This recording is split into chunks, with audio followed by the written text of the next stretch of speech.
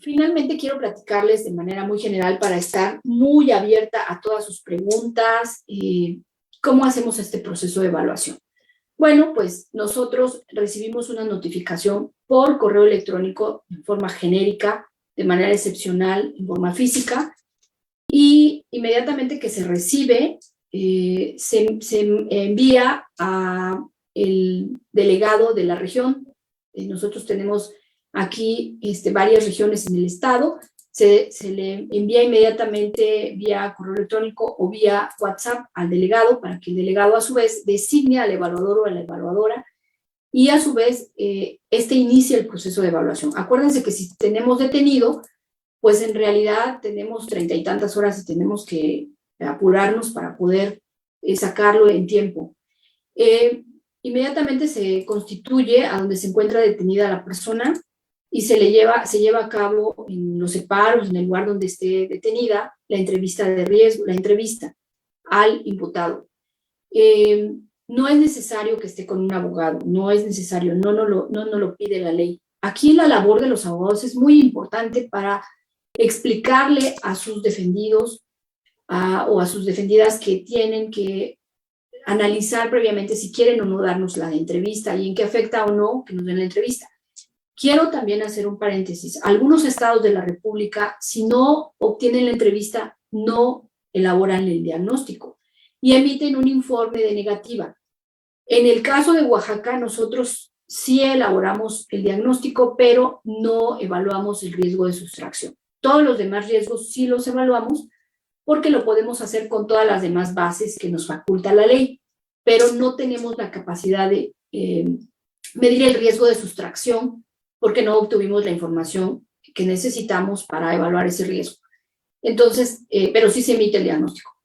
Después vamos a verificar la información con fuentes primarias o secundarias. La información se verifica por lo menos con 3 fuentes. Si no logramos esas 3 fuentes, aunque me haya dado la entrevista, no la tomo en cuenta esa información, porque no puedo estar segura que es una información confiable. Entonces, es importante la verificación. Así, excepcionalmente, podemos aceptar la verificación con 2 fuentes y luego realizamos estas entrevistas vía telefónica. Ahora con la pandemia estuvimos utilizando videollamadas, llamadas telefónicas y las visitas domiciliarias cuando es necesario. Finalmente, nosotros tenemos acceso por ley a diferentes bases, tanto nacionales como estatales. Solicitamos información a esas bases para obtener los antecedentes penales, los antecedentes jurídicos, los antecedentes administrativos y confirmar la identidad de la persona, todo lo que podamos acceder para obtener la información. Finalmente nos regresamos a la oficina, vamos a leer la carpeta de investigación, hacemos un análisis de determinados elementos que tomamos de la carpeta y luego volvemos a la oficina para justamente elaborar, primero llevar a cabo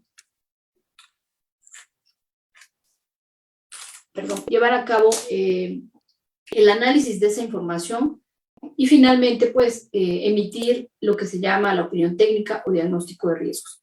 Se le notifica inmediatamente a la defensa y al Ministerio Público, que a su vez, pues, lo van a llevar y lo van a utilizar en la audiencia. Enseguida quiero hablarles del proceso, fíjense, de supervisión de medida cautelar. Cuando el juez ya en audiencia ha fijado una medida cautelar y esta es en libertad, generalmente lo remiten a la unidad de medidas cautelares. Y en la unidad de medidas cautelares iniciamos el proceso de supervisión.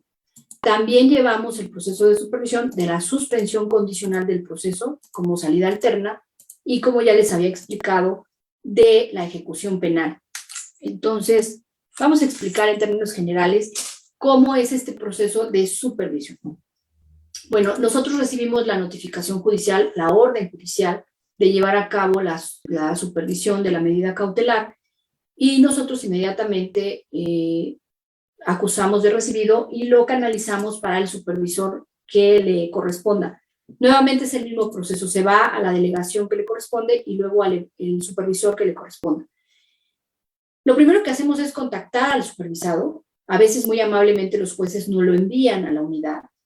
Y nosotros iniciamos con una entrevista de encuadre.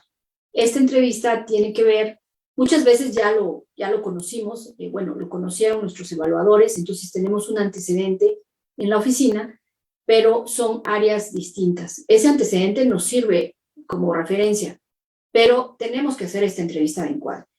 En esta entrevista de encuadre, se llama de encuadre porque nosotros literal encuadramos al imputado. Nos interesa saber en términos generales cuáles son sus necesidades y cuáles son sus posibilidades para poder generar nuestro plan estratégico de supervisión.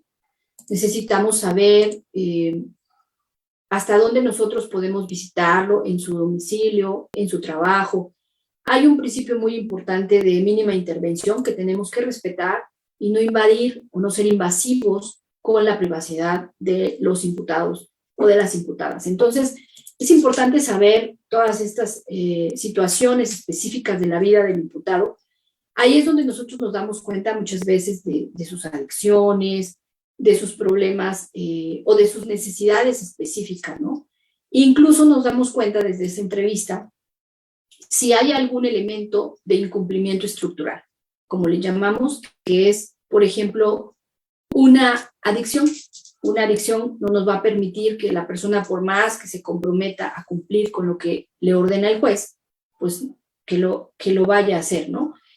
Y bueno, nosotros firmamos una carta de compromiso con el imputado, pero también le pedimos un apoyo moral. Es muy importante que tengan un apoyo moral, que les acompañe en este proceso de supervisión, porque muchas veces ellos necesitan estar completamente localizables para nosotros y se les explica que si por alguna razón pierden el teléfono o se les cae o se los roban, si nosotros no los localizamos, vamos a dar parte inmediatamente al juez y se puede tomar como una sustracción. Por lo tanto, es importante que para cualquier situación que se nos vaya presentando en la supervisión, contemos con este apoyo moral.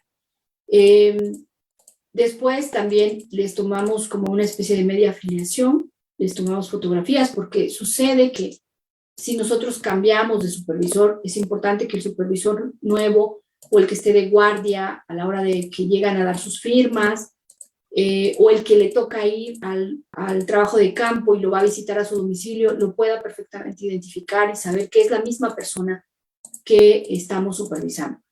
Se realiza esta entrevista socioambiental y luego nosotros con toda esa información que obtenemos, elaboramos un plan estratégico de supervisión, como ya les dije, una ficha de identificación, generamos un calendario de actividades y un registro de actividades. Entonces, nosotros, cuando nos requiere el juez un informe o el fiscal o la defensa, nosotros vamos a nuestro expediente y emitimos esos informes.